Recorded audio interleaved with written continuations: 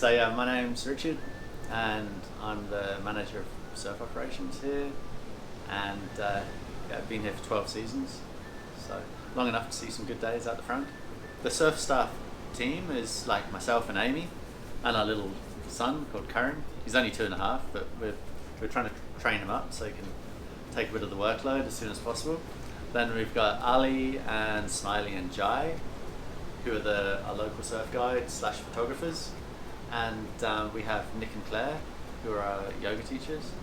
And he also, he's a photographer, surf guide, very knowledgeable Australian. So that's the team. Like, there's always someone up here. There's a surf guide on duty from 6 a.m. until past dark. There's someone watching pretty much the whole time. We've had people tell us that they actually felt a good, kind of a sense of security. Someone gets washed in, someone's on the rocks, and one of the boys is helping them before they actually realise that they've been seen. So that's something that we're quite proud of. But it's good the way that the boys are really attentive, and because someone's shooting photos most of the time. So if you're shooting, you're aware of what's happening. How much has it changed in the last 12 years? I'd say crowd-wise, big improvements. First time I came here, I felt I'd never come back. It was just too many guys, too crowded. And obviously, over the years, one of the main things that they did to really improve the vibe here was limit the number of surfers. Because when you've travelled all this way, you don't want 100 surfers on island. Yeah, now we have an average of like 30, 35, and that gets broken up further when the boat trips go out too. So that's why you're seeing most of the time now there's 10 guys out. So I'd say that was a big improvement. I'd say, no, look, it's a long list. The hotel's been completely renovated. The rooms are so much better. Food is better. Management are really pro surfing. It's like they realise it's surf travel is a big deal. There's a lot of people that want to go on surf holidays. So I think that has really motivated the management here to step it up and really look after the surfers. I think like they're setting up for a barbecue night out here now. That's sort of part of the surfer package. I think the way that the surfers, we've sort of taken over this Lohis area. Breakfast and lunch up here on the deck. You get here and often people don't really leave this area. Well, they go down to the main restaurant for dinner and that's it. What makes Lohis unique? It sort of ticks all the boxes in such a small area. You surf there, there's a bar there with your all-inclusive drinks. Your breakfast and lunch is served here, there's snacks all day available here. And you can have a room just there if you want to. So people can completely immerse themselves in this sort of idyllic surfing experience. And it's so comfortable. Like I'd travelled for years in Indo before coming here, and I think that once I came here it kind of spoiled me because I realised how comfortable surf trips can be. It doesn't have to be this gnarly, hardcore experience where you're kind of a little bit on edge. Here, once you're on island, that's it, you just relax into it. Or even once, it's like, you get to the airport and it's pretty straightforward. You get off your flight, you're met by someone, you put on a speedboat, you're here, you check in, and then that's it. Away you go, you're surfing. So I think that, I think it just ticks all the boxes. And the fact that the wave is so consistent, even on a bad day, the waves are still pretty fun. And on a good day, it's really world class. So you can pretty much surf it every day. As you've seen, you've been here and the waves haven't been great, but people are still surfing. The guests are still enjoying it. People are still having a good Lohis experience without it having to be 6 foot barreling. But when it is 6 foot barreling, then it's insane. There's nowhere I'd rather be because on those good days, there's not so many people in the water. It's, you can really get some waves. So the best time of year to come to Lohis, I would say it depends what your expectations are, what you're looking for in a surf trip. I'll just run through it quickly, what we'd expect. March and April, I don't like to use the word guarantee, but you'd be really unlucky if you didn't get perfect weather and perfect small 2 to 3 foot, 2 to 4 foot, nice little runners coming down the point. Lovely weather, nice conditions, sheet glass, pretty, those postcard, the sort of postcard days. Then May and June, the swells start to pick up, but there's a bit more chance of weather, but the waves are going to be bigger and stronger. July and August, I consider to be prime time. Like if I could come to Lohis, if some of my friends that surf really well, if they're like, hey, we're thinking about coming, I'm like, okay, July, August, that's the time. You're guaranteed, that's when we get the more substantial swells, like good, consistent, double overhead, barrels, and all the rights are firing. So July and August is the time. You still get the smaller days as well, but that's when you're guaranteed to get a good swell. Then September, October, it sort of transitions back to being a bit more gentle, a bit mellower. Still good, you can still get some really good days, but it's not got the same intensity that we had in July and August. And then late October into November, small, playful, but still consistent. You still surf every day. The last few Novembers have been a real surprise. We've had really good waves all the way through until pretty much the last week of November. So that's when we've had some old guys coming, old longboarders, been loving it. Families, kids. Last November we had a little 6 or 7 year old. It was the first time surfing a wave that didn't just close out on him. And he got a wave from out there all the way to the end of the deck, and the dad was like, well, it was worth flying here just to see him get that one wave. And then he backed it up and he just surfed every day. He was 6 or 7. So that was cool. The early season and late season kind of mirror each other. And then I'd say size-wise, July, August, that's when it's going to be good. Generally, the vibe in the water here is so good.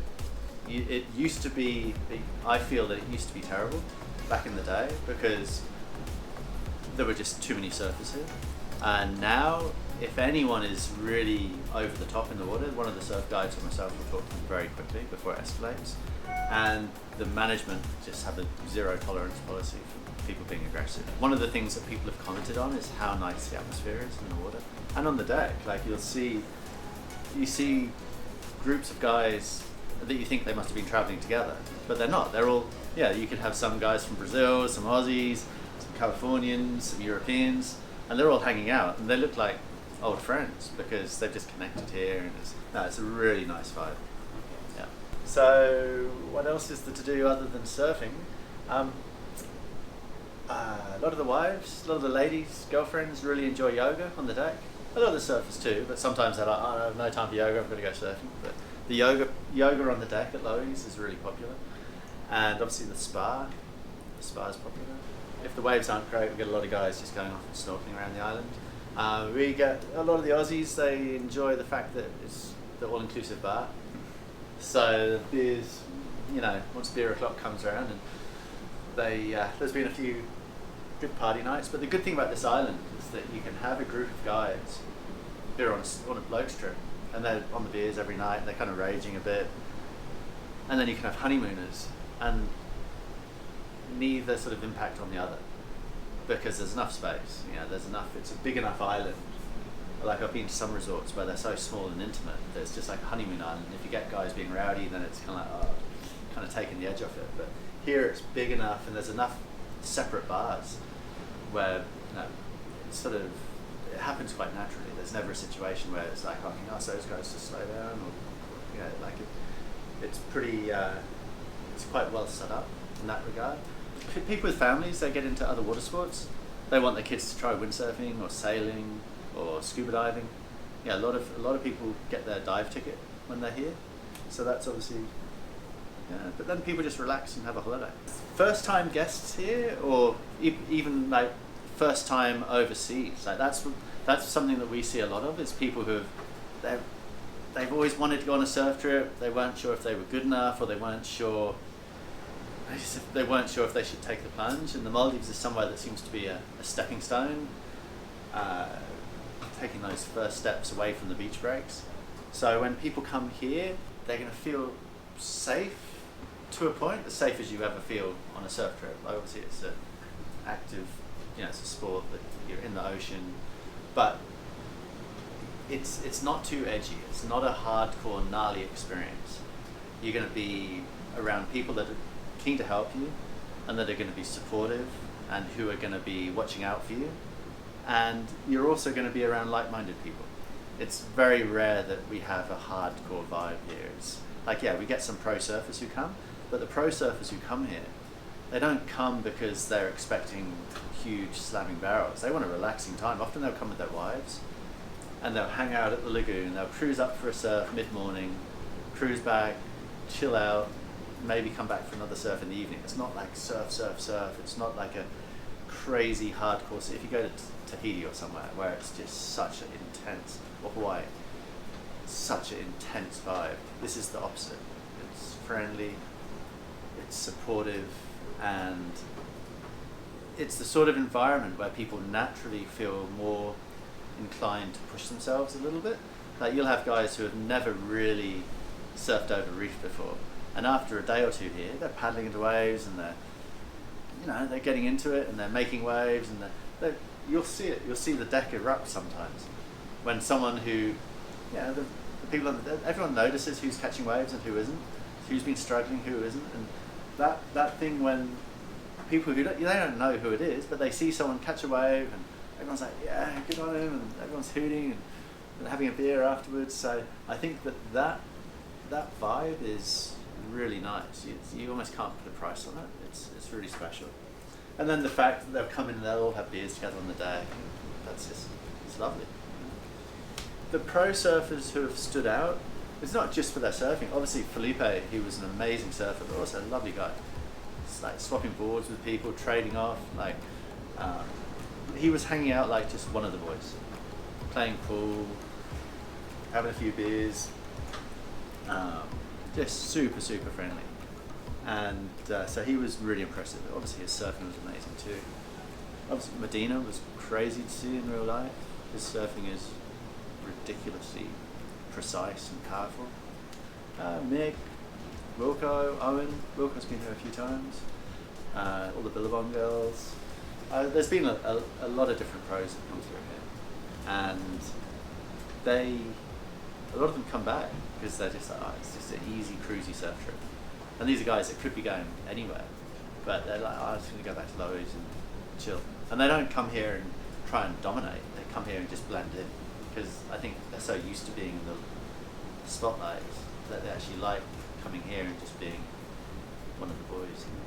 So I always say bring a board in case it's small, then bring the normal board you want to ride if the waves are good waves, and then bring something in case it's a little bit bigger and you want to feel a bit more confident.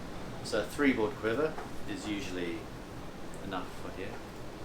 Then aside from that, it's just whether they want to bring, like some people, you don't need booties here, but some people like to wear booties, especially for their first surf, just while they feel it out. Some people like long sleeve rashies or hooded rashies, so then it's personal, whatever people want to bring. Bring a spare leash. So we've got a lot of hire boards here. I think we've got 40 hire boards. We've got everything from sort of 5-6 fishes to 9-6 longboards. Pretty good selection. So yeah, it's $25 a day, and they can ride whichever board they want. Like, it's more of a service than a business. But we'll have some guys who are just coming in for a quick trip, and they're really happy to have a good selection of boards to choose from. Bring the blue sex wax. Is the best wax on the market for the Maldives. And plenty of sunscreen. We swear by surf mud. The little tins of surf mud, bring one of those. Bring a little travel first aid kit.